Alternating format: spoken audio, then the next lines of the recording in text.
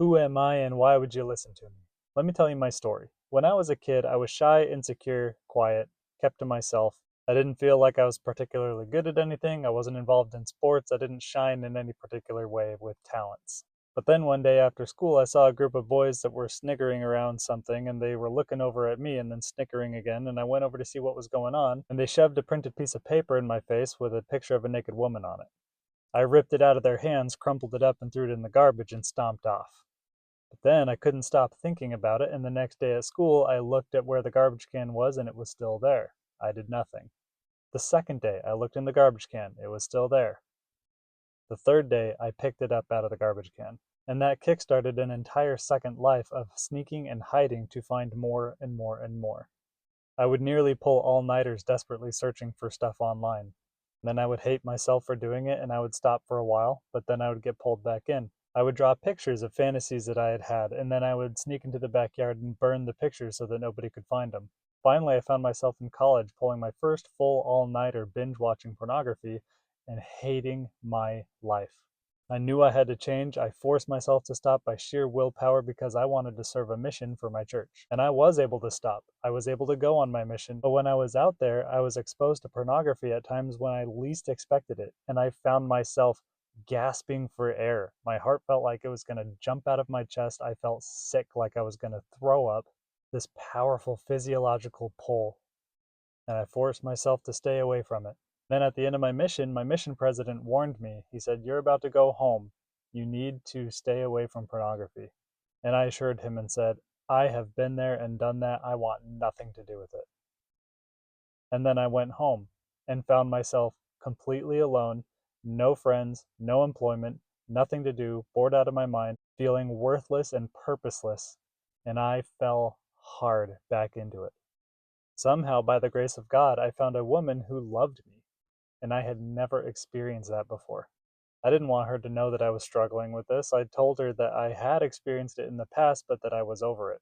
If she knew the real me, she wouldn't love me anymore. So I hid it. We got married and we had a kid within the first year, and I found that the pressures of family life and finances were crushing me. One night, out of sheer desperation, I wrote a letter to myself describing how much I hated my life and how things had to change. My wife stumbled across that letter and it devastated her. And that sent me on a multi year journey of being pushed into 12-step groups where I told myself, "Oh, it's 12 steps, I'll go to 12 meetings, and then I'm done, I'm cured." I went to therapy and learned a lot of different frameworks, and I was able to get some sobriety for a time. But I found that the more sober I got from pornography, the more other addictions started to show up. Addictions to food, sugar, candy, chocolate, treats. I found myself sneaking these things at work, hiding, lying, feeling shame, embarrassed. There was one moment when a group of people were having a potluck and they had chocolate muffins, and I realized I had been eyeing those chocolate muffins from 100 yards away. And I realized those muffins are porn. And that's when a lightning bolt went off. I realized all addictions are the same thing. All addictions are just unhealthy coping mechanisms for handling emotions. This idea expanded my perspective to see myself in anyone with an addiction. The particular addiction that somebody develops is more a function of opportunity and access than it is anything else. I used to look down on people who smoked or drank or did drugs and different things like that, and now I totally get it. I can put my arm around anyone with those experiences and relate to them on a deep level. The therapy stopped, and over time I fell back into it. And then at this time, I connected with another 12-step group. This time, it clicked with me. Here was a group of men who had experienced exactly what I had. They knew the triggers. They had the same behaviors, the same emotional baggage. They had the same rough childhoods, some of them worse than mine. And they were openly sharing their experiences and their behaviors, which were, in a lot of cases, more extreme than mine. Suddenly, I didn't feel alone anymore. In fact, I felt like I really belonged here. And I would work the steps and I would get some sobriety, and then I would start to look around and see guys who were still struggling with the same things over and over and over again who weren't making progress, and I would start to get high on myself. I'm doing pretty good. I'm doing better than these guys. I don't need to come to these meetings anymore, and I'd bounce. And then within 6 months, I would be back at it. And then when the sneaking and the lying would pile up and my wife would find out about it, things would absolutely fall apart again. I'd have to pick up the pieces, crawl back to group to get some more support. And I repeated that cycle a number of times. I began to see that the 12-step groups were more focused on stopping bad behaviors and less focused on solving the problems that actually improve your quality of life.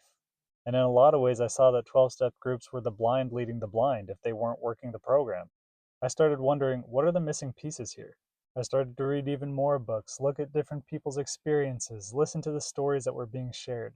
And through all of these things, I started to see common threads of truth that showed up in multiple different places. And when I pulled on one string, it led me to another and another. And the more time I spent around the group, the more time I spent time in literature, reading books on psychology, mindset, behavior, habits. I began to see that it's more than just emotions.